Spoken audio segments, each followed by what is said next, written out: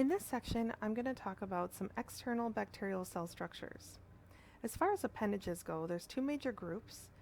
There's flagella and axial filaments, which provide motility, and Fimbriae, Pili, and nanowires, which provide attachment points or channels. The flagella. So many bacteria have flagella on them. The flagella is a long tail-like structure that's hooked into the cell wall and allows for the bacteria to move. Flagellar arrangements are extremely important because they help us identify the microorganism. If we look through the microorganism and we can see that it's a monotrichous flagellar arrangement, then that gives us a clue as to the identity of the microorganism. A lot of the things that we're going to talk about in this course are going to be specific to identifying them on a patient to try to identify that infection. So everything's going to come back to diagnosis. So there's polar and nonpolar flagellar arrangements. Polar means that the flagella are attached at one or both ends of the cell. We have monotrichous. Monotrichous is where a single flagellum is coming out of one end of the cell.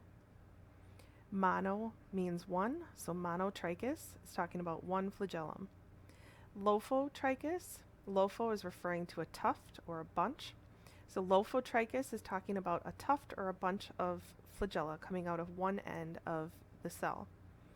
Amphi, like an amphibian, can live on land or live in the water. Amphi has two capabilities, so it's flagella at both poles of the cell. Amphitrichous can swim forward and backward, having those two flagella at each pole. Peri means to surround something. So peritrichous means that the flagella are dispersed randomly over the surface of the cell.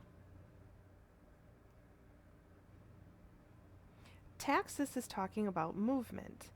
Think about a taxi. So a taxi is going to move you from one place to the next. Taxis is referring to movement.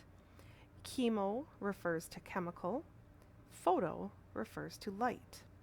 So bacteria are going to move in response to chemicals or in response to light. They're either going to go toward the chemical or away from the chemical, or they're going to move toward the light or away from the light. So we have positive and negative chemotaxis and phototaxis. So chemotaxis is movement in response to chemical signals. Positive chemotaxis means that they will move toward the cell. Negative chemotaxis means that they're going to move away from the chemical. So if a microorganism is swimming around and finds a sugar source, it's going to exhibit positive chemotaxis to move toward that sugar source. Negative chemotaxis would be if a bacterium encounters a toxin in the water. It's going to swim away from that toxin. Phototaxis is movement in response to light. You can have positive and negative phototaxis, although positive is more common. So movement toward the light would be positive phototaxis. Some bacteria undergo photosynthesis, and it's cyanobacteria that have this capability, and they've been found in all sorts of crazy places, including in the atmosphere. And they're able to fix carbon dioxide in the atmosphere, like in clouds and such, and they can produce oxygen way up there. So these cyanobacteria, which are found all over the place, need light in order to do their photosynthesis. So you can exhibit, or they exhibit phototaxis. They'll move toward the light in order to undergo photosynthesis. A run and a tumble. So microbiologists spend a lot of time examining the movement of certain bacterial species, and they document this movement, and it's been well documented previously. A run would be going in a straight direction. A tumble is when that bacterium would change direction or stop and change course. And they draw diagrams that look like this. So they'll look at a microorganism in the microscope, and they will draw a straight line and a circle and another straight line and a circle. Each circle represents a tumble, each line represents a run.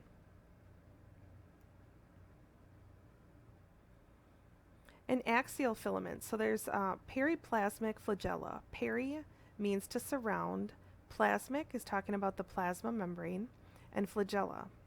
So these are flagella that kind of wrap around certain spirochetes and other types of cells and they're going to wrap around the bacterial cell and provide some type of movement for this bacterial cell.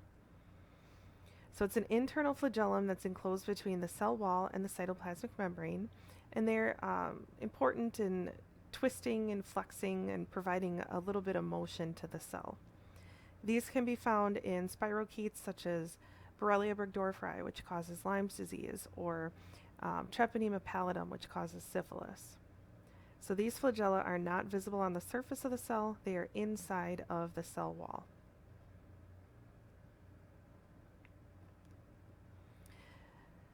There's also attachment capabilities. So when we talk about attachment, a bacterium cannot infect you unless it attaches to your cells. So it has to actually physically stick to your cells until it can't affect you. It's just going to be flushed out of the body. Bacteria also want to be able to exchange genetic information, and some bacteria have the capability of doing this through a pilus. So I'm going to talk about some of these channel formations or attachments here. So attachment can enhance pathogenicity in some bacteria. A pilus can provide adhesion but not locomotion.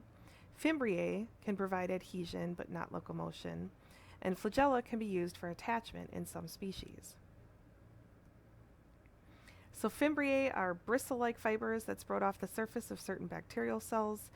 These are numerous projections that their main goal is to allow the bacteria to stick to each other and to stick to surfaces, so adherence or attachment.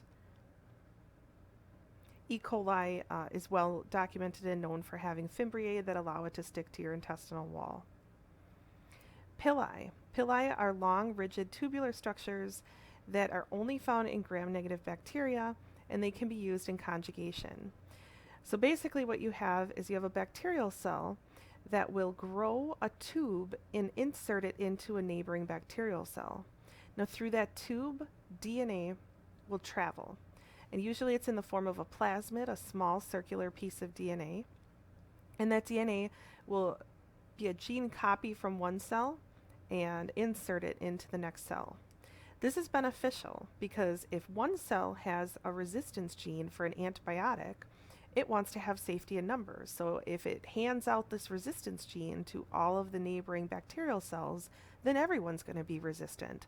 And then you have a lot of them around and there's safety in numbers. So sometimes bacteria will grow a pilus and they will insert it into a neighboring cell in order to transfer genetic information.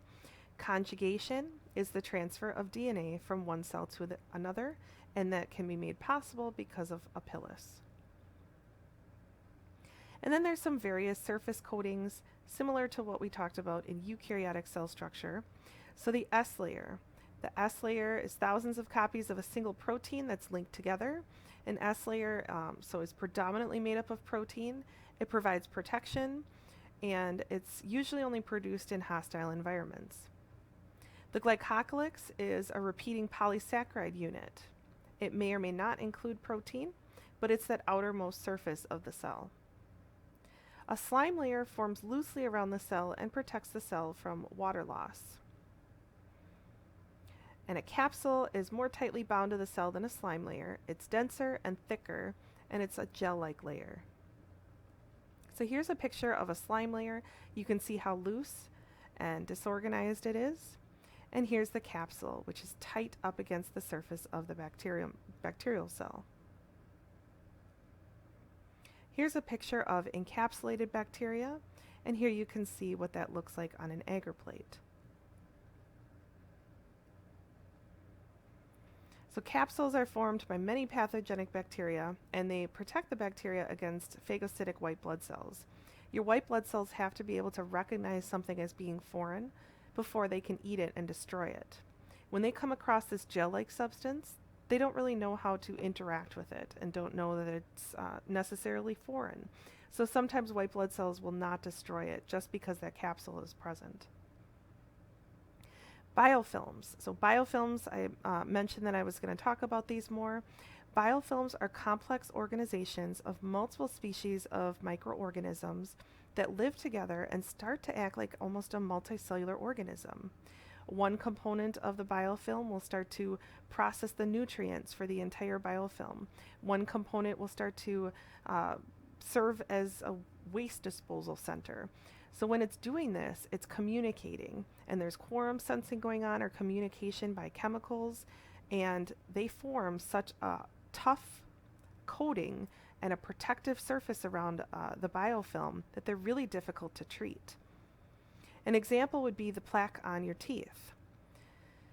They infect long-term indwelling artificial devices. So here you can see the biofilm formation. A couple first stick to the surface, and then they're going to produce that glycocalyx, which is going to eventually allow for the growth of a whole variety of different microorganisms. Because there's so many different species here, it's difficult to treat a biofilm with just one antibiotic. You usually need multiple antibiotics over a long course of time.